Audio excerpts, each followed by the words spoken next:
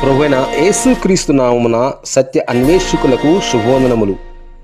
ఈ రోజుల్లో ఎందరో హేతువాదులు, మతవాదులు బైబిల్లో భూమి బల్లపరుపుగా ఉంది అని, రాసి ఉంది అని అబద్ధములాడుతూ గర్జిస్తున్నారు. ఆధారము లేని నిరాధారమైన మాటలు వ్యర్థము. సర్వోన్నతుడైన దేవుని సేవకుడు యోబు గ్రంథములో 37వ అధ్యాయము 12వ వచనములో భూగోళము అని వ్రాయబడినది. భూగోళము అనగా భూమి గుండ్రము లేక బంతి ఆకారము, చక్రము అని అర్థము. మరి బైబిల్లో భూమి బల్లపరుపుగా ఉంది అనేవారు విమర్శకులు, హేతువాదులు, మతవాదులు బైబిల్లో ఏ అధ్యాయము ఏ వచనములో రాసి ఉందో స్పష్టముగా చెప్పగలరా?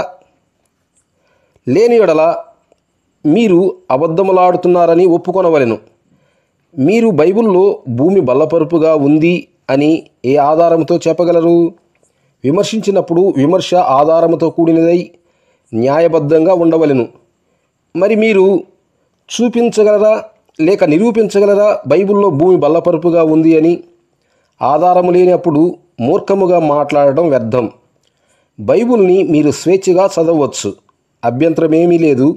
యోబు గ్రంథము 37వ అధ్యాయము 12వ వచనములో భూగోళము అని ఉంది. అంతేకాదు యోబు గ్రంథము 26వ అధ్యాయము 7వ వచనములో భూమి శూన్యములో ఉంది అని వ్రాయబడినది. అద్వితీయుడైన యేసుక్రీస్తు సత్య అన్వేషకుల మనస్సు వెలిగించునుగాక. ఆమేన్.